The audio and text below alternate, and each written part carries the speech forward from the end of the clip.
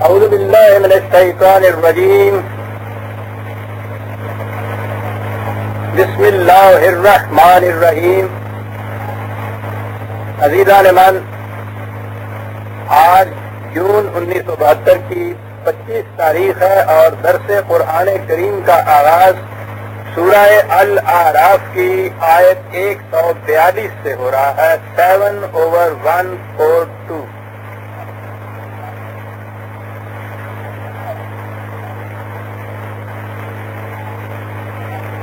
مسلسل داستان چلی آ رہی ہے صاحب ضرب کلیم حضرت موسیٰ علیہ السلام اور قوم فرعون کی باہمی آویزش کی. اس داستان میں ہم اس کشمکش کے مقام سے آگے نکل آئے ہیں. بنی اسرائیل فرعون کی سرزمین کو چھوڑ کے صحرائے سینا میں آ گئی ہے. حضرت موسیٰ علیہ السلام، حضرت ہارون علیہ السلام، دو پیغمبر ان کے ساتھ ہیں ان کی تربیت کے لیے. وہاں سے بات آگے چلتی ہے. مقام ایسا آ گیا ہے کہ جو فکری اعتبار سے بڑا مشکل ہے، یعنی مقام نبوت. میں پہلے یہ آیات پیش کرتا ہوں، ان کا عام ترجمہ، اور پھر اس کے متعلق کوئی تفصیلی گفتگو ہوگی، کیونکہ یہ دین کی پہلی اصل اور بنیاد مقام نبوت ہے. یعنی جسے ہم کہتے ہیں کہ اسلام لائے، وہ بنیاد اس چیز کے ماننے پر ہے کہ نبی اکرم صلی اللہ علیہ وسلم خدا کے نبی اور رسول تھے. جو کچھ انہوں نے ہمیں دیا ہے وہ وہی تھی جو خدا کی طرف سے انہیں ملتی تھی. اس بنیادی ایمان کے بعد آگے بات چلتی ہے کہ پھر اس وحی میں کیا ہے، اس کے احکام ہیں، اس کے اوامر ہیں، اس کی نواہی ہیں، اس کے اقدار ہیں، اس کے اصول ہیں، ان کے مطابق چلنا چاہیے. اس میں حقائق بیان کیے گئے ہیں، ان پہ غور و فکر کرنا چاہیے. یہ ساری چیزیں آگے چلتی ہیں. پہلی بنیادی چیز یہ ہے کہ وہ شے جس پہ ہم ایمان لاتے ہیں وہ ہے کیا؟ وہ وحی ہے. اس لیے میں نے کہا کہ فکری طور پہ یہ بڑا اہم مقام ہے. تو میں پہلے یہ آیات تلاوت کرتا ہوں، پھر اس کے متعلق ہم بات کریں گے آگے. وَوَعَدْنَا مُوسَىٰ 30 لَيْلَةً وَأَتْمَمْنَاهَا بِعَشْرٍ فَتَمَّ مِيقَاتُ رَبِّهِ 40 لَيْلَةً. موسیٰ ہمارے وعدے کے مطابق 1 مہینہ اور 10 دن کے لیے الگ ہو کر، قوم سے الگ ہو کر ہماری طرف آیا. وقال موسیٰ لأخیہ ہارون اخلفنی فی قومی واصلح ولا تتبع سبیل المفسدین. اور انہوں نے اپنے بھائی سے کہا کہ میں جا رہا ہوں، میری غیر حاضری میں تم نے میری جانشینی کرنی، میرا سکسیسر ہونا اور ان کی اصلاح کا کام کرتے چلے جانا. اور یاد رکھو قوم میں ابھی تک بہت سے مفسد موجود ہیں، وہ انتشار اور خلفشار پیدا کرنے کی کوشش کریں گے. محتاط رہنا، کہیں ان کے پیچھے نہ لگ جانا، یہ بڑا خطرہ ہے. اس سے آگاہ کیا اور آپ وہاں سے چلے آئے. وَلَمَّا جَاءَ مُوسَىٰ لِمِيقَاتِنَا وَكَلَّمَهُ رَبُّهُ. موسیٰ ہمارے وعدے کے مطابق آیا، اس کے خدا نے اس سے کلام کیا. میں نے کہا کہ میں اس کا عام ترجمہ ہے، پہلے پیش کیے چلا جاتا ہوں. اس کے رب نے اس سے کلام کیا. قال رب ارنی انظر الیک. حضرت موسیٰ نے کہا کہ اے میرے رب، تو نے باتیں تو مجھ سے کی لیکن میرے سامنے نہیں تو آیا. تو بے حجابانہ میرے سامنے آ تاکہ میں تجھے دیکھ بھی سکوں. قال لن ترانی وَلَٰكِنِ انظُرْ إِلَى الْجَبَلِ خدا نے کہا کہ نہیں، تو دیکھ نہیں سکتا ہمیں، تو پہاڑ کی طرف دیکھ، فَإِنِ اسْتَقَرَّ مَكَانَهُ فَسَوْفَ تَرَانِي، تو دیکھ اس کو، اگر وہ اپنے مقام کے اوپر ٹھہرا رہا تو پھر یہ سمجھ لینا کہ یہ امکان ہے اس بات کا تیرے لیے کہ تو خدا کو بے حجابانہ دیکھ لے۔ فَلَمَّا تَجَلَّىٰ رَبُّهُ لِلْجَبَلِ جَعَلَهُ دَكًّا وَخَرَّ مُوسَىٰ صَعِقًا، جب اس نے خدا نے نمود کی، ظہور کیا، تجلی کے معنی کسی چیز کی نمود ہوتی ہے، تو پہاڑ کے اوپر تو وہ پہاڑ ریزہ ریزہ ہو گیا اور موسیٰ بے ہوش ہو کے گر گئے۔ فَلَمَّا أَفَاقَ قَالَ سُبْحَانَكَ تُبْتُ إِلَيْكَ وَأَنَا أَوَّلُ الْمُؤْمِنِينَ، اور جب پھر اس سے افاقہ ہوا انہیں تو انہوں نے کہا کہ یا اللہ میں رجوع کرتا ہوں اس بات سے جو میں نے اپنی جہالت کی بنا پہ یہ کی تھی، اور میں اس بات پہ ایمان لاتا ہوں کہ واقعی تو انسانوں کی نگاہوں کے سامنے نہیں آتا، کہ انسانی نگاہیں تجھے نہیں دیکھ سکتی۔ قال یا موسیٰ انی اصطفیتک علی الناس برسالاتی وبکلامی فخذ ما آتیتک وکن من الشاکرین، ہم نے کہا کہ اے موسیٰ ہم نے تمہیں منتخب کیا ہے اپنی وحی کے لیے، اپنے پیغامات کے لیے، تو جو کچھ تجھے دیا جاتا ہے اس کو بڑی مضبوطی سے تھامے رکھو تاکہ تمہاری محنتیں بھرپور نتائج برآمد کریں۔ یہ ہے یہ 3 آیات 42، 44 اور 43 اور 44 کے الفاظ اور اس کا عام فہم ترجمہ۔ میں نے کہا ہے کہ یہ ہے مقام نبوت۔ موسیٰ علیہ السلام کہاں گئے، کیوں گئے، وہاں کیا ماجرا ہوا، یہ کیا باتیں ہوئیں، خدا نے کیا کہا، ان کا جواب کیا تھا، کیسے یہ کچھ ہوا، یہ ساری چیزیں اس میں آ گئی ہیں۔ پچھلی آیات میں میں نے یہ کہا تھا معجزات کے متعلق کہ جب بھی کوئی نبی اپنا دعوی نبوت پیش کرتا تھا تو مخاطبین مطالبہ کرتے تھے، تقاضا کرتے تھے کہ ہمیں کوئی معجزہ دکھائیے، اور معجزے کے معنی تھے کہ کوئی بات ایسی واقعہ ہو جائے جو عام قانون جو ہے فطرت کا اس کے خلاف ہو، کوئی ایسی بات دکھائیے، اور وہ ہر بار اس کا انکار کرتے تھے۔ خود خدا نے یہ بات کہی کہ اگر خدا کا معجزہ دیکھنا چاہتے ہو تو یہ کائنات تمہارے سامنے ہے، کائنات میں جس کا جی چاہے پیچھے کی طرف چلتا جائے، بڑے سے بڑا ریسرچ اسکالر نہیں، سائنٹسٹ، انکشافات کرنے والا، تحقیقات کرنے والا، فکری طور پہ بھی اگر چلا جائے، آج بھی اس 20ویں صدی میں بھی اور اس کے بعد بھی جہاں تک جی چاہے چلا جائے، اس کاغذ ریسرچ کی کڑیوں کو پیچھے کی طرف ملاتا چلا جائے گا، لیکن جب اوریجن آف دی یونیورس پہ پہنچے گا کہ اس کائنات کی ابتدا کہاں سے ہوئی، کیسے ہوئی، تو وہاں وہ دیکھے گا کہ یہ جو قانون ہے، سلسلہ ہے کہ ایک چیز ہوتی ہے اس سے دوسری چیز پیدا ہوتی ہے، وہاں یہ سلسلہ ختم ہو جائے گا۔ ایک مقام کے اوپر رکنا پڑے گا اسے یہ کہنے کے لیے کہ پھر اس کے پیچھے تو یہ بات نہیں سمجھ میں آتی کہ یہ کیسے ہو گیا۔ خدا نے اسی چیز کو کہا کہ یہ ہے معجزہ جہاں تمہاری عقل خود عاجز آ جاتی ہے یہ سمجھنے سے کہ کیسا ہو گیا، بدیع السماوات والارض۔ اس کے لیے تو اتنی سی بات ہی ہے کہ خدا اسے عدم سے وجود میں لایا، نتھنگ نس سے اس کی ایگزسٹنس کی، کچھ نہیں تھا پہلے اور یہ کائنات کا سلسلہ وجود میں لایا وہ۔ تو اس سے بڑا معجزہ جسے تم کہتے ہو نا کہ کسی قانون فطرت کے خلاف کوئی چیز واقعہ ہو، جسے خارق فطرت یا خارق عادت کہتے ہیں، تو کہا ہم تو یہ ایسی چیز پیش کر رہے ہیں کہ ایک قانون فطرت نہیں، تمام قوانین فطرت کے خلاف ہے یہ بات جو ہم کہہ رہے ہیں، بدیع السماوات والارض۔ اور یہ وہ چیز ہے کہ جس سے بڑا کافر بھی انکار نہیں کر سکتا۔ خدا کو نہ مانے ایک سائنٹسٹ، وحی کو نہ مانے ایک سائنٹسٹ، لیکن اس چیز کو تو کسی مقام پہ جا کے اسے ماننا پڑتا ہے کہ یہ سلسلہ جو کاز اینڈ ایفیکٹ اور علت و معلول کی کڑیوں کا ہے، اسے قانون تعلیل کہتے ہیں عربی میں، کہ ایک مقام ایسا آئے گا جس سے پیچھے یہ سلسلہ پھر نہیں چلتا۔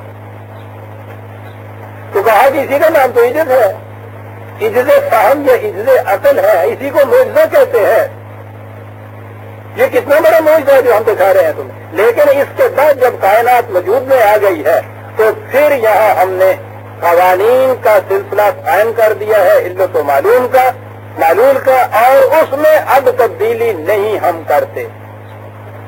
ولن تجد لسنتنا تبدیلا، ہم اب اس میں تبدیلی نہیں کرتے. لہذا اس کے بعد اگر تم کہو کہ ان کو بدل کے کوئی چیز دکھائی جائے تو ہم کر سکتے ہیں، ہم کرتے نہیں ہیں. اور یہ ہے سب سے بڑا معجزہ. یہ بات پچھلے کئی درسوں میں سامنے آ گئی. میں نے کہا تھا کہ قرآن کریم نے معجزے کے متعلق کہا کہ اگر مانگتے ہو تو یہ رسول اللہ نے کہا کہ یہ میری وحی، میرا قرآن یہ معجزہ ہے. اگر تم سمجھتے ہو، کہتے ہو، مدعی ہو کہ یہ خدا کا کلام نہیں کسی انسان کا ہے، میری فکری تخلیق ہے، تو تم بھی تو میرے جیسے انسان ہو. تم اس قرآن کی کسی ایک صورت کے مطابق صورت بنا دی. تم ہی نہیں تو اپنے ساتھ اوروں کو ملا لو، جس کو جی چاہے بلا لو،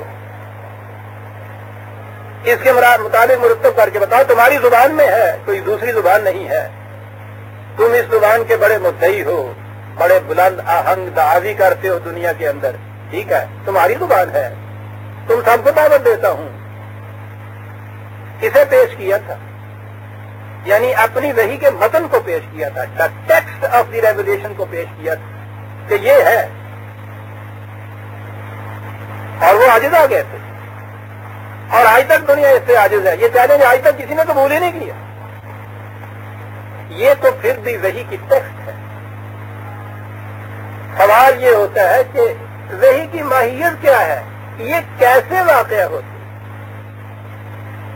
خدا کی طرف سے نبی کو یہ علم کیسے ملتا ہے؟ اور یہ ہے وہ وحی کہ جو سب سے بڑا مقام معجزہ ہے.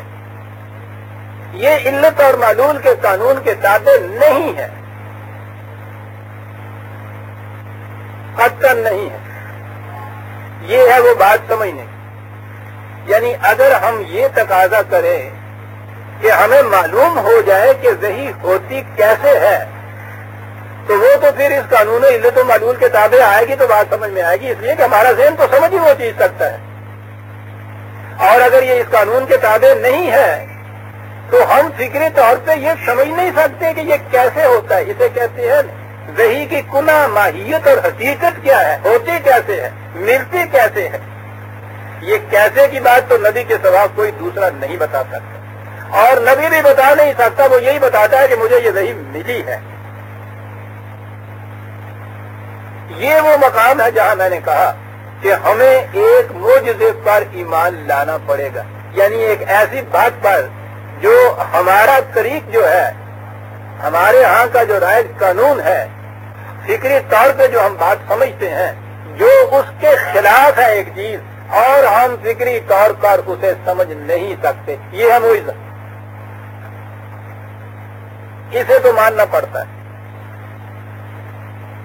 ہے کیا؟ بڑے غور سے یہ بات سمجھ لینے کی ہے، کیونکہ دین کی بنیاد اس پہ ہے، وحی پر ہے دین کی بنیاد. عزیزان من، خدا اگر آسمانوں پہ بیٹھا ہے تو کوئی اسے مانے کوئی نہ مانے کچھ فرق نہیں پڑتا. رسول اگر عام انسان ہے، اس کی تخلیق اس کی اپنی ذاتی فکری تخلیق ہے، تو مجھ پہ کیا فریضہ ہوتا ہے کہ میں کسی دوسرے انسان کی فکری تخلیق کو اس طرح سے مانوں کہ اس کو تنقید بھی نہ کر سکوں. ایک ہی چیز ہے یہ ماننی پڑتی کہ اس رسول کی یہ اپنی تخلیق نہیں، یہ خدا کا دیا ہوا پیغام ہے اور جو صداقت ہے. یہ مانیے گا تو آگے بات چلے گی دین کی. جو یہ نہیں مانتا، خدا کا ماننا بھی اس کے لیے کچھ کام نہیں دیتا. اس لیے میں نے کہا ہے کہ یہ بڑی اہم بات ہے. انسانوں کا ذریعہ علم کیا ہے؟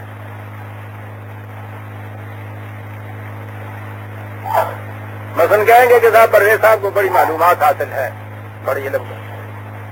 کیسے حاصل ہوئی؟ یہ کیا ذرائع ہیں معلومات کے؟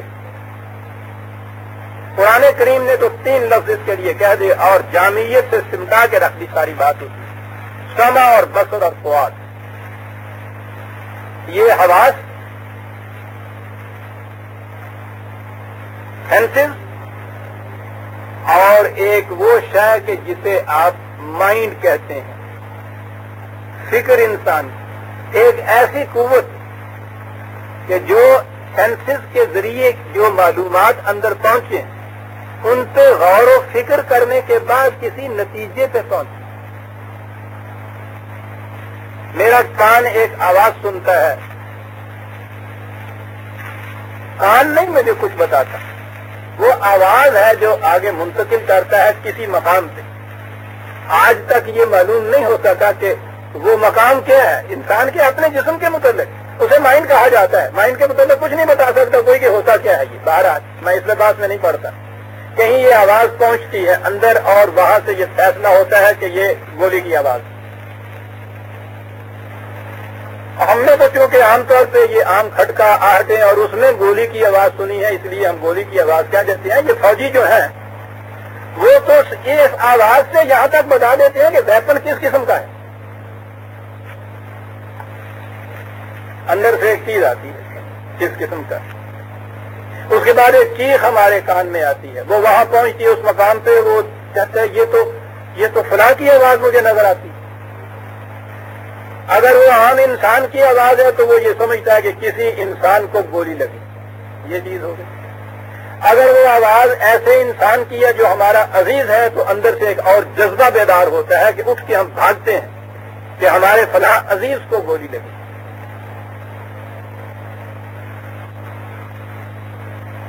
یہ جو چیز ہے سینس پرسپشن کہتے ہیں ان چیزوں کو، دیکھنا، سننا، سونگنا، چکھنا، چھونا.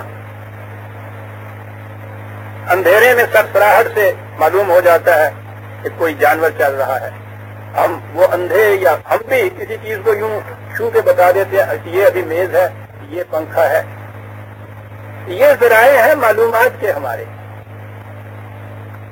یہ ذرائع معلومات اندر پہنچاتے ہیں. اندر ایک شے ہے جو پھر فیصلہ کرتی ہے کہ یہ ہے کیا، اور اس سے آگے بھی کیوں ہے، مجھے کیا کرنا چاہیے. یہ ساری چیزیں اندر قرآن نے جسے فؤاد کہا ہے. سمع اور بصر یہ پرسپشنز، حواس، اور ان کے ذریعے معلومات جب اندر پہنچے تو کوئی شے جو کسی نتیجے پہ پہنچائے گے وہ فؤاد. یہ ہے ذریعہ علم انسان کا. اب اس علم میں اضافے یوں ہوتے چلے گئے یا اس کے راستے یوں پھیلتے چلے گئے کہ انسان کا ذاتی مطالعہ کے معنی کسی دوسرے کی فکر جو کتاب میں آئی ہے اس سے یہ استفادہ کرتا ہے. اس کا مشاہدہ، خود دیکھتا ہے چیزوں کو. جتنا زیادہ مشاہدہ وسیع ہوتا ہے اتنی معلومات وسیع ہوتی ہیں. اس کا تجربہ کہ یہ نہ کرنا، میں نے اس چیز کو کھایا تھا، اس کا نتیجہ یہ نکلا تھا. مطالعہ، مشاہدہ، تجربہ، یہ وہ چیزیں ہیں جن سے معلومات حاصل ہوتی ہیں اور اس کے بعد اس کی فکری کڑیاں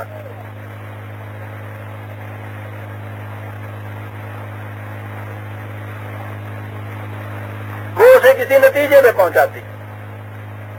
یہ لاجیکل پروسیس آگے ہوتا ہے اس کا، منطق کی کڑیاں ساتھ ملا کے.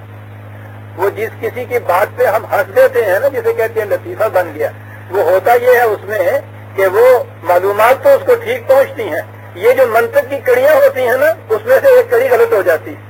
جب وہ کڑی غلط ہوتی ہے، جب وہ اس نتیجے میں پہنچتا ہے تو پھر ہنس دیتے ہیں. منطق کی کڑی. سردار جی نے آگے اسے پوچھا مالی سے کہ وہ پانی دیتا ہے گا ہی؟ کہنے لگا جی نہیں. مالی بڑا کام چور ہے گا جی، پانی دیتا ہے گا ہی؟ کہنے لگا جی نہیں دیتا ہے گا. کیوں نہیں دیتا ہے پانی؟ تو بڑا کام چور. کہنے لگا جی آج می وردا سی. کہنے لگا چھتری دے کے نہیں سی دیتا جانتا. یہ ہم کیوں ہنسے ہیں؟ تو ایک منطقی کڑی ہے درمیان میں سے جہاں یہ سب غلطی کر گیا ہے. یہ منطقی کڑیاں جب صحیح ہوتی ہیں تو ہم ایک نتیجے سے پہنچ جاتے ہیں. یہ ہو سکتا ہے کہ فکری طور پر یہ کڑیاں صحیح ہوں پھر بھی غلط نتیجے پہ ہم پہنچے. وہ لطیفہ نہیں بنتا، وہ جہالت ہو جاتی ہے، وہ فکری اجتہادی غلطی کہلاتا ہے. بہرحال ذریعہ علم انسان کا یہی. مطالعہ، مشاہدہ، تجربہ اور ان معلومات، حاصل شدہ معلومات کے بعد اپنی فکری کڑیوں کے ذریعے سے کسی لاجیکل انفرنس کے اوپر نتیجے وہاں سے مستخرج کرنا، استنباط نتائج اس کے بعد کرنا، یہ ہے طریقہ انسانی علم کا. کوئی دوسرا طریقہ نہیں ہے انسانی علم کا. اس میں یہ چیز ٹھیک ہے. اب فلسفے میں آگے چلتے ہیں تو وہ یہ چیز کہتے ہیں کہ صاحب ایک چیز کچھ انٹیوشنل سی ہوتی ہے، اس میں نظر آتا ہے کہ آدمی نہ کوئی معلومات حاصل کر رہا ہے، نہ فکری طور پہ ایک نتیجے پہ پہنچتا ہے، بس یوں ہی جی میں آئی کہ گھر سے نکل ٹہلتا ذرا بھاگ یوں ہی جی میں آئی جسے ہم کہتے ہیں. وہ فلسفے کی اصطلاح میں ان اصطلاحات میں نہیں جاتا کہ فنی چیزیں ہیں، ضرورت نہیں درس کے اندر. وہ کہتے ہیں چیز انٹیوشن ہوتی ہے کہ وہ یوں ہی ذہن میں یہ خیال آ جاتا ہے. لیکن وہ بھی یہ کہتے ہیں کہ وہ کوئی چیز ایسی نہیں ہے کہ یہ جو قانون ہے اس کے خلاف جائے، بلکہ ہوتا یہ ہے کہ ایک انسان جسے ممارست کہتے ہیں، ایکسرسائز، مسلسل کسی چیز کے متعلق غور اور فکر کرتے چلے جانا. وہ کہتے ہیں کہ یہ کچھ مسلسل کرنے سے وہ فکر اتنی لطیف ہو جاتی ہے کہ اس کے متعلق ضرورت یہ نہیں رہتی کہ آپ پھر ہر بار وہ سارا فکری پروسیس جو ہے وہ منطقی کڑیاں اپنے ذہن میں لائیں پھر ایک نتیجے پہ پہنچیں. وہ پروسیس ایک ثانیے کے اندر ہو جاتا ہے اور آپ کو پتہ بھی نہیں چلتا اور آپ ایک نتیجے پہ پہنچ جاتے ہیں. اسے انٹیوشن کہتے ہیں. جو میں نے کہا ہے کہ وہ اصل میں فکری چیز ہی ہوتی ہے. خود برگسان جو انٹیوشن کا سب سے بڑا امام ہے آج، وہ یہ کہتا ہے کہ انٹیوشن ایک ہائر فارم آف انٹلیکٹ ہی ہوتی ہے، فکر کی ایک بلند سطح ہوتی ہے، اس سے الگ نہیں کوئی دوسری چیز ہوتی. شاعری میں اسے آمد کہتے ہیں. وہ آمد میں چونکہ پتہ نہیں ان کو چلتا کیسے ہوتی ہے، وہ اسے نوائے سروش کہتے ہیں. آتے ہیں غیب سے یہ مضامی خیال میں، غالب سریر خامہ نوائے سروش ہے. وہ سروش انہوں نے ایرانیوں نے ایک فرشتے کا نام رکھا ہوا ہے، میوز جسے کہتے ہیں یہ یونانی، کہ وہ ایک فرشتہ ہے، وہ آ کے شاعر کے کان میں کچھ کہہ دیتا ہے. بات ساری انٹیوشن کی تھی. اسے وجدان عام طور پہ کہتے ہیں، وجدان بھی صحیح ترجمہ نہیں ہے. خیر، انٹیوشن یہ بھی کوئی ایسی بات نہیں ہے کہ انسانی قانون علت و معلول سے کوئی ماورا بات ہو. یہ کثرت ممارست سے یہ چیز پیدا ہو جاتی ہے. آپ بھی کسی چیز کے متعلق کوئی فن آپ کا ہو، کوئی پیشہ آپ کا ہو، اس میں آپ دیکھیں گے کہ اس قسم کے لوگ ان کے سامنے، جوہری کے سامنے آپ نے جا کے یوں رکھا اور ایک سیکنڈ میں اس نے سب کچھ بتا دیا، حالانکہ پروسیس کے ذریعے سے پتہ نہیں کتنا وقت لگے اس میں. فکری طور پہ مفکر کی بھی یہ کیفیت ہو جاتی ہے. کوئی مسئلہ اس کے سامنے آئے، وہ نتیجے پہ فوراً پہنچ جاتا ہے.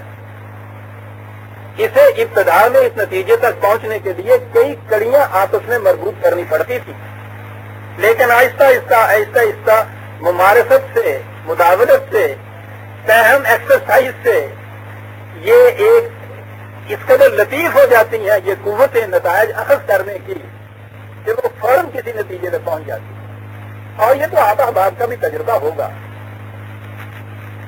لیکن یہ بھی اسی قانون کے تابع ہے، اس سے الگ نہیں. لیکن نبی یہ چیز کہتا ہے اور وہی دینے والا خدا یہ کہتا ہے کہ ایک علم ہے جسے نبوت کہا جاتا ہے، وہ اس قانون کے تابع نہیں ہوتا. نبی نہ تو یہ معلومات حاصل کرتا ہے، نہ مطالعہ کا نتیجہ ہوتا ہے، نہ مشاہدے کا، نہ اس کے تجربے کا. قرآن کہتا ہے کہ نبی کو اس سے ایک منٹ پہلے یہ پتہ ہی نہیں ہوتا کہ مجھے نبوت مل رہی ہے. حالانکہ جو شخص اپنے فکری طور پہ ایک پروسیس سے کسی نتیجے میں پہنچے گا وہ تو بڑی دور سے چلا ہوا آئے گا اس کے اوپر. اسے ہر روز معلوم ہوگا کہ میں کہاں پہنچ رہا ہوں، کہاں آگے بڑھ رہا ہوں. لیکن قرآن کہتا ہے کہ یہ ایک ایسی چیز ہے کہ جس میں ما ینطق عن الہوا، بڑی چیز کہی ہے وحی کے متعلق، کہ اس وحی میں اس صاحب وحی کی اپنی فکر، اپنے جذبات، اپنی تمناؤں کا کوئی دخل ہوتا ہی نہیں.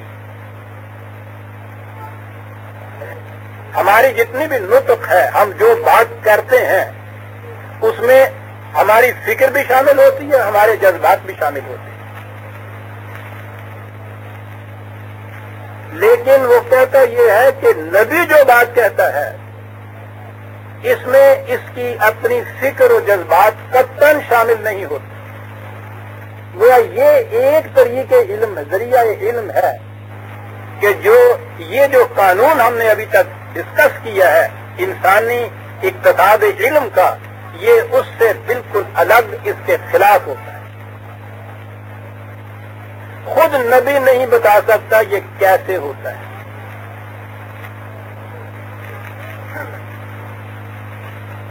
عام انسان کے لیے تو وہ مقام جو ہے اسے سدرۃ المنتہا کہا ہے. تحیر کی وادی، یکسر انتہائے تحیر جہاں ہوتا ہے. وہ جو عام تجربہ آپ کے یہاں ہوتا ہے کہ وہ بیری کا درخت تھا، وہاں جو عربی زبان میں سدرہ انتہائے تحیر کو کہتے ہیں، اور منتہائے تحیر ہے سدرۃ المنتہا، جہاں انسانی اصل تحیر کے سوا کسی نتیجے پہ نہیں پہنچتی کہ یہ کیسے یہ باتیں کہہ رہا ہے. فکری طور پر وہ منطقی گرفت میں لایا ہی نہیں جا سکتا. پروسیس اس کا، میں یہ پروسیس کی بات کر رہا ہوں. جو کچھ وہ کہتا ہے وہ آگے بات آئے گی. کس طریقے سے وہ یہ بات کہتا ہے اسے کیسے معلوم ہو گیا، نہ نبی بتا سکتا ہے نہ کوئی اور بتا سکتا ہے. جب قرآن کہتا ہے ماضی کے متعلق کہ وہ جس وقت حضرت مریم کے متعلق بیٹھے ہوئے وہ ہیکل کے آبار وہ آپس میں جھگڑ رہے تھے، وہ وہاں کے پروہت کہ کون لے جائے اس لڑکی کو، اور ان کی نگاہوں کی آلودگی جو تھی وہ کیا کچھ نہیں غمبازی کر رہی تھی، اور اس کے لیے پھر آپس میں جھگڑنے کے بعد انہوں نے قرآن اندازی کی. قرآن یہ کہتا ہے رسول اللہ سے کہ تو وہاں موجود نہیں تھا اور یہ کہیں کسی کتاب میں لکھا ہوا نہیں.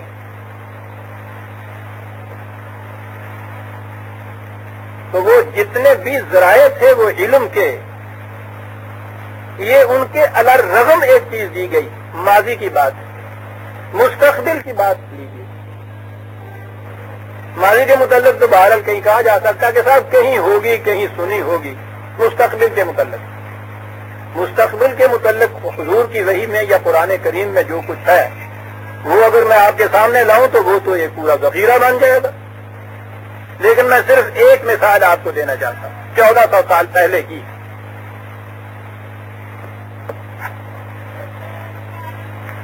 سورہ شورا 42 آیت 29 42/29. میں ایک وہ مثال لا رہا ہوں کہ جو واقعہ اس وقت تک بھی ہمیں تحیر کے اندر چھوڑے ہوئے تھی. 1400 سال پہلے کی بات ہے. یہ عرب کی سرزمین میں جسے بالکل تاریخ سرزمین کہا جاتا تھا. عام نوشت و خوان کی کیفیت یہ تھی کہ رسول صلی اللہ علیہ وسلم نے جب دعویٰ کیے تو مکے میں جو ان کا مرکز تھا ان کی ثقافت کا، تہذیب کا، وہاں صرف 17 آدمی ایسے تھے جو نوشت و خوان جانتے تھے. لٹریسی جسے آپ کہتے ہیں. ایجوکیشن تو بہت بڑی چیز ہے، ساری دنیا سے کٹ آف. اور اگر دنیا کو بھی دیں تو 1400 سال پہلے کی دنیا، اس زمانے میں تو بدلی نوسی نظام جو تھا اس افلاک کے متعلق کہا یہ جاتا تھا اس میں کہ یہ زمین ساکن ہے اور اس کے گرد یہ سورج وغیرہ چکر کھاتا ہے. کہا یہ جاتا تھا زمین چپتی ہے، اس طرح سے رکھی ہوئی ہے. معلومات کی تو کیفیت یہ تھی انسانی معلومات کی. اس زمانے میں مثلا یہ کہنا کہ کلن فی فلک یسبحون، کہ یہ ہر کرہ اپنے اپنے آربٹ کے اندر تیرتا پھر رہا ہے. یہ عرب کا ایک امی یہ کرے اجرام فلکی آربٹس اس میں یہ تیر رہا ہے، ذہن انسانی کے تصور میں نہیں آ سکتا تھا. لیکن جو میں آج پیش کر رہا ہوں اسے دیکھیے کہ اس سے کتنی آگے چلی گئی. وَمِنْ آيَاتِهِ خَلْقُ السَّمَاوَاتِ وَالْأَرْضِ وَمَا بَثَّ فِيهِمَا مِنْ دَابَّةٍ وَهُوَ عَلَى جَمْعِهِمْ إِذَا يَشَاءُ قَدِيرٌ. خدا کی نشانیاں پوچھتے ہو، ڈھونڈتے ہو، اس کی نشانیوں میں سے یہ دیکھیے، یہ کائنات، ارض و سما، یہ تمہاری یہ ارض اور یہ سما کے اندر پھیلے ہوئے تمام مجرام فل کی جتنے بھی، ان کی تخلیق. اور اس کے بعد کہا ہے کہ تخلیق اور زمین اور باہر کے کروں کے اندر جو آبادیاں ہیں، دابتن ذی حیات کو کہتے ہیں کوئی چیز جو لیونگ ہوگی. فیہ ما، زمین اور ان میں سے جن میں کوئی ذی حیات بستے، یعنی انسان نہیں یہاں کہا، ان کی کوئی خاص فارم نہیں بتائی، ذی حیات کا ہے یہ جو بستے ہیں. یہ ہے ہماری پہلی چیز تو عزیزان من یہی بتائیے تھے. 1400 سال پیشتر کی پوری کائنات علم جو ہے، عرب نہیں ساری دنیا کا علم جو ہے، اس میں کسی مقام پہ بھی یہ ہے کہ یہ کرے جو ہیں ان کے اندر بھی کوئی ذی حیات چیز ہو سکتی ہے. پہلے تو کروں کا ہی تصور نہیں تھا، وہ تو اس آسمان کو شیشے کا ایک ڈل کہتے تھے، موٹا کا دبیز تھا، اور یہ ستارے کہتے تھے اس میں اندر جڑے ہوئے ہیں، اور سورج کی روشنی پڑتی ہے تو اس میں چمک پیدا ہوتی ہے. یہ تھا انسانی علم. اس دور میں ایک شخص جو خود امی تھا وہ یہ کہتا ہے کہ یہ زمین اور یہ اجرام فلکی اور ان میں سے جن کے اندر کوئی ذی حیات بستے ہیں، یہ کیا خدا کی نشانی. اور اگلی بات یہ تو یہاں تک کہی، آج سے پہلے کسی نے یہ بات ابھی تک نہیں کی تھی. آج یہ کہنا شروع کیا ہے انہوں نے کہ امکانات ہیں اس چیز کے کہ یہ جو اوپر کرے ہیں ان کے اندر لیونگ بینگز کچھ ہو سکتے ہیں. آج 1400 سال کے بعد یہ کہنا شروع کیا ہے کہ یہ ہو سکتے ہیں. چلیے صاحب، کچھ تجربے انہوں نے کیے، کچھ مشاہدے کیے، کچھ وہاں سے کچھ مٹیریل آیا، کہنا شروع کیا. اگلی بات تو اور ابھی معجزے میں ہے، وَهُوَ عَلَى جَمْعِهِمْ إِذَا يَشَاءُ قَدِيرٌ. اور خدا اس میں بھی قادر ہے کہ جب اس کے قانون مشیت کا تقاضا ہو تو ان میں باہمی کمیونیکیشن پیدا کر دے. کہنے من سوچیے تو صحیح کہ یہ کیا چیز، کون کہہ رہا ہے، کب کہہ رہا ہے. ہم قادر ہے اس کے اوپر، قادر نہیں قدیر ہے. عربی زبان جاننے والے جانتے ہیں دونوں میں کیا فرق ہوتا ہے. فاعل کے وزن کے اوپر جو چیز آتی ہے اور فعیل کے وزن کے اوپر جو چیز آتی ہے وہ ہوتی ہے جو ایک ہی دفعہ کی جائے. یہ وہ چیز ہوتی ہے جو پروسیس جاری رہتا ہے کسی چیز کا.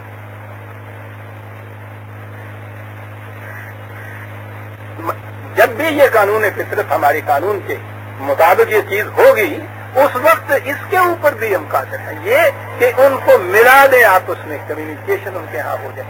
آج یہ پروسیس آپ کے ہاں شروع ہوا، یہ پروسیس شروع ہوا ہے خالص انسانی علم کے طریقے پر.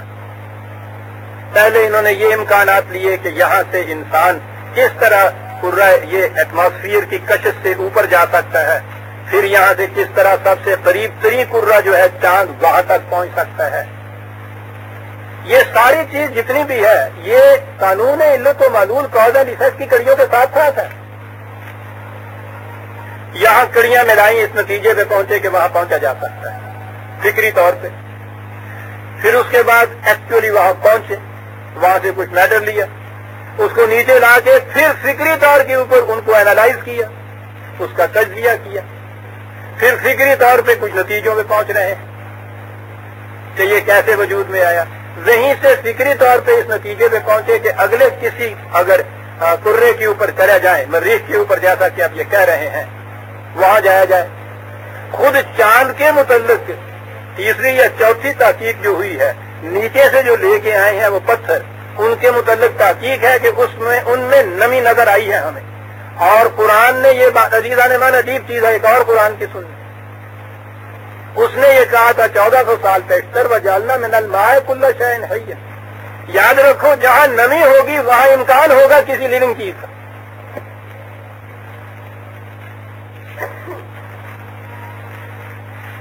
یہ آج کا یہ انسان اس تلاش میں تھا یہ معلوم کرنے کے لیے کہ کیا ممکن ہے کہ چاند میں کہیں اوپر نیچے درمیان میں اس کی سطح کے نیچے کہیں کوئی لیونگ چیز. اس تلاش کے لیے کیا طریق تھا؟ وہ کہتے تھے یہ معلوم ہونا چاہیے کہ نمی ہے اس کے اندر یا نہیں. اور وہ 1400 سال پیشتر کہہ رہا ہے قرآن کل شیء حی. شے جسے تم کہتے ہو اس کے لیے تو ضروری نہیں ہے کہ وہ نمی سے ہو، لیکن جہاں کوئی زندہ اینیمیٹ والی بات ہوگی، جہاں زندگی ہوگی، وہ تم دیکھو گے کہ وہ پانی کے ذریعے سے ہوگی. اب یہ چلے ہوئے ہیں وہی پروسیس جو انسانی ہے اس کی روح سے.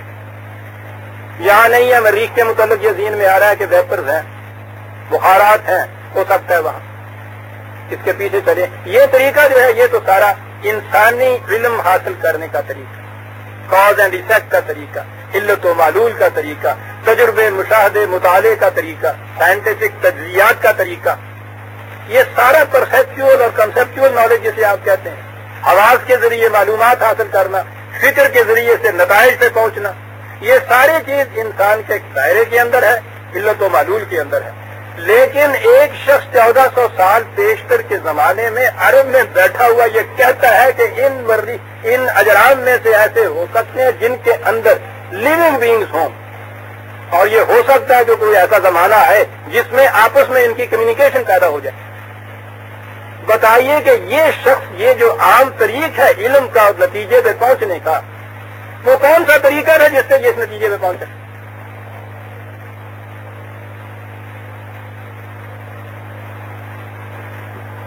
کوئی نہیں یہ بتا سکتا.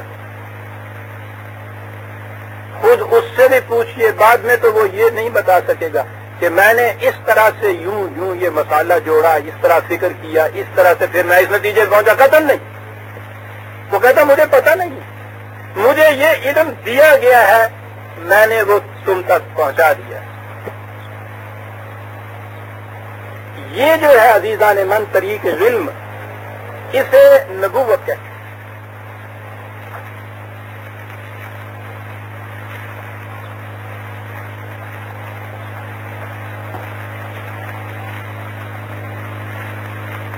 اب یہاں سے ہم اس بات پہ پہنچ گئے کہ یہ علم حاصل کیسے ہوتا ہے.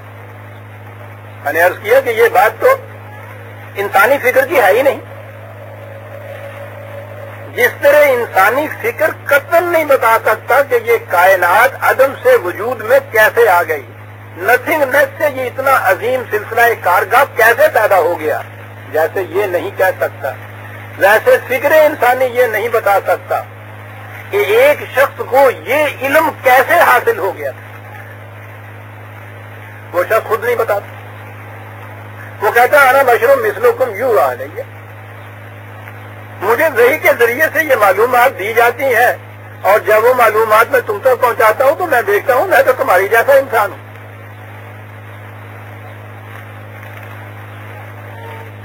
وحی سے الگ ہٹ کے وہی انسان اپنے ہی معاشرے کے اندر ہے.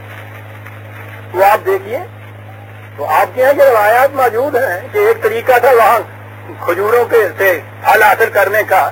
وہ زراعت کے ماہر جو تھے وہ اس کو جانتے تھے. آپ نے ایک دفعہ کہا کہ یوں نہیں یوں کر کے دیکھو,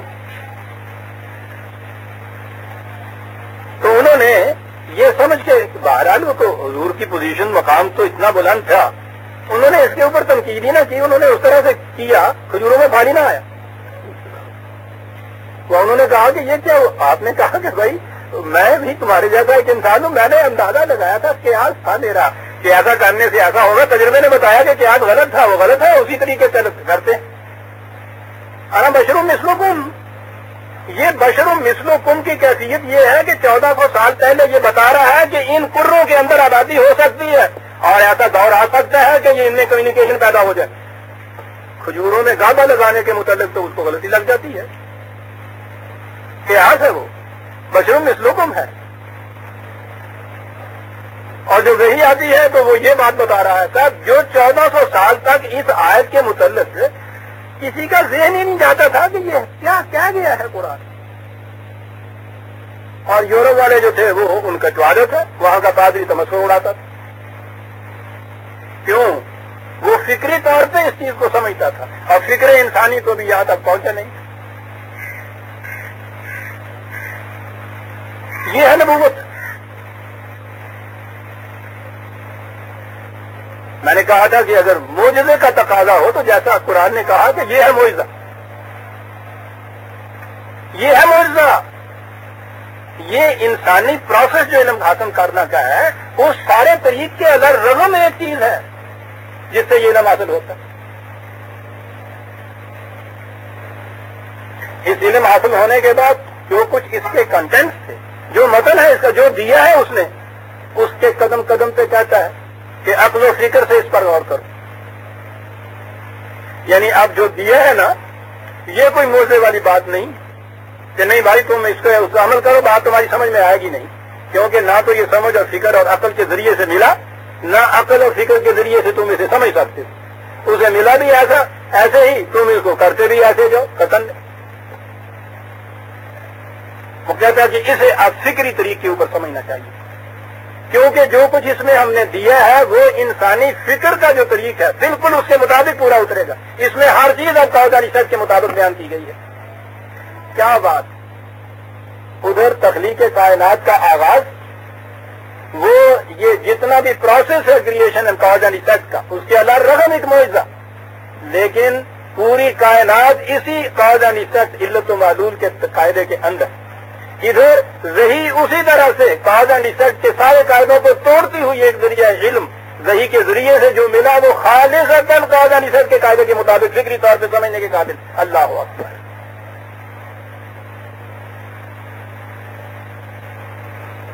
کیا بات ہے اس قرآن کی. ورنہ ہونا یہی چاہیے تھا کہ صاحب جس کو ملا ہے وہ کہتا ہے کہ مجھے پتا نہیں کیسے یہ ملا ہے، میں تو فکری طور پہ نہیں بتا سکتا کیسے ملا ہے. جو کچھ ملا تھا اس کے متعلق بھی وہ کہتا کہ بابا نہ مجھے پتا ہے کیسے ملا ہے، نہ تم اس میں اپنے سر ٹکراؤ. ایسے ہی مجھے ملا، ایسے ہی تم اس پہ کرتے چلے جاؤ. قتل نہیں. تو جو یہ ملنے کا طریقہ ہے نا، یہ ہے جسے آپ معجزہ کہیں گے اور جسے نبوت کہا جاتا ہے، جسے وحی کہا جاتا ہے.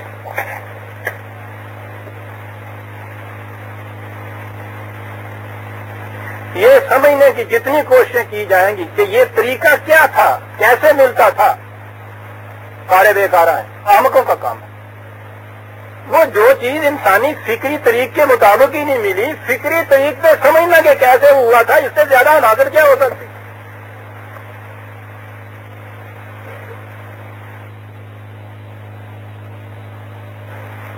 ضمن میں آپ کو بتاؤں کہ ہمارے ہاں یہ عقل کے متعلق جو ڈنڈے لیے پھرتے ہیں کرتے کہ تصوف آپ کا جو ہے اس کی بنیاد اس پہ ہے، وہ عقل کے پیچھے ڈنڈا لیے پھرتے ہیں.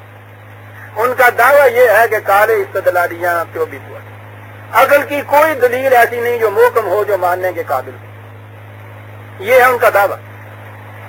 اور ان کے ہاں کی کوئی کتاب اٹھا کے دیکھیے جو ان تصوف والوں میں اچھے اچھے اپنے آپ کو وہ فلاسفر کہتے ہیں، انہوں نے بحث کی ہے اس بات کے کہ عقل کی کوئی دلیل ایسی نہیں کہ وہ قابل تسلیم ہو، اور اس بحث میں عقلی دلیلیں لیے چلے جاتے ہیں. عقلی دلیلوں سے ثابت کرتے ہیں کہ عقل کی کوئی دلیل ماننے کے قابل نہیں ہے. وہ بیٹے مطابق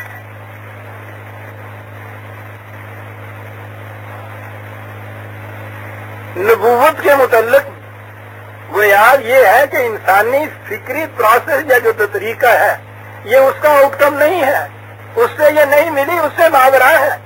اور نبوت کی ماہیت اور کنہ اور حقیقت دریافت کرنے کے لیے فکری طریقے کے اوپر اتنی بڑی کتابیں لکھ دیتے ہیں.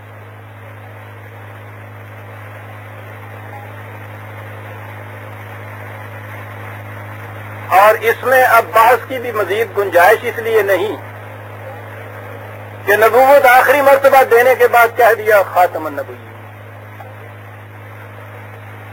نبوت کا سلسلہ ختم ہو گیا. نبوت کا سلسلہ ختم ہو گیا کیا مانے؟ یہ ذریعہ علم جو تھا انسان کے لیے یہ ختم ہو گیا. یہ اب ذریعہ علم باقی نہیں رہا.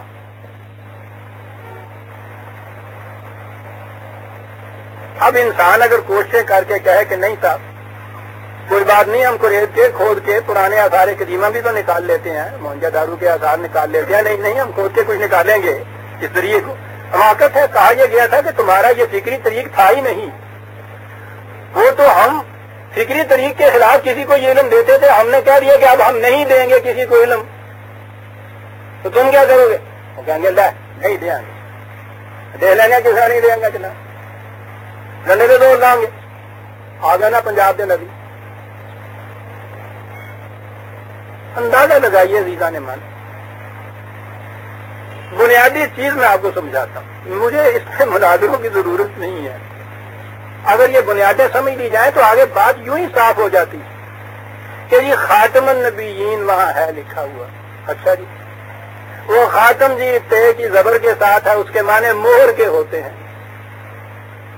اچھا جی، پھر کیا بات ہوئی کہ جی اس کے معنی یہ ہیں کہ پہلے خدا بنایا کرتا تھا نبی، اب رسول اللہ جو ہیں ان جس کے اوپر وہ مہر لگا دیں گے وہ نبی بن جائے گا. یعنی نبی بنانے کا ایک کارخانہ انہوں نے وضع کیا. کہا یہ کہ اب نبی جو ہے وہ یوں بنا کرے گا کہ جس کے اوپر رسول اللہ کی مہر لگ گئی وہ نبی یعنی وہ یہ ڈگریاں دیے چلے جائیں گے، رسول اللہ مہر لگا لگا کے نبی بنائے جائیں گے. اندازہ لگائیے عزیزان مان، اس بات کو چھوڑ دیجئے کہ خاتم تے کے زبر اور زے کے ساتھ، یہ تو بات ہی نہیں. کہتا ہوں جو شخص یہ کہتا ہے کہ کوئی انسان خواہ وہ نبی کیوں نہ ہو کسی دوسرے کو نبی بنا سکتا ہے، وہ نبوت کی ماہیت سے جاہل ہے، اسے پتہ نہیں نبوت کیا ہوتی. نبی نہ کوئی خود بن سکتا ہے نہ کوئی انسان اس کو بنا سکتا ہے. تو یہ بننا اور بنانا تو فکری طریق ہے نا. میں نے قرآن کا علم حاصل کیا مطالعہ سے، فکر سے، غور سے، سب چیزوں. اب میں دوسرے کو قرآن کا علم دے کے عالم قرآن بنا سکتا ہوں. کس طریقے سے؟ جس طریقے سے میں نے حاصل کیا اسی طرح اسے سمجھاؤں گا میں. یہ سارا پروسیس انسانی فکری پروسیس ہے نا. جو شخص یہ کہتا ہے کہ فلاں شخص اپنی مہر سے دوسرے کو نبی بنا سکتا ہے، اس نے بنیادی طور پر نبوت کو سمجھا ہی نہیں کہ یہ ہوتی کیا ہے. نہ آدمی خود بن سکتا ہے نہ کوئی دوسرا اسے بنا سکتا ہے. وہ تو خدا کی طرف سے ایک ذریعہ علم تھا، ہم جان ہی نہیں سکتے وہ کیا تھا. اس نے کہا ہم نے ختم کر دیا ذریعہ علم.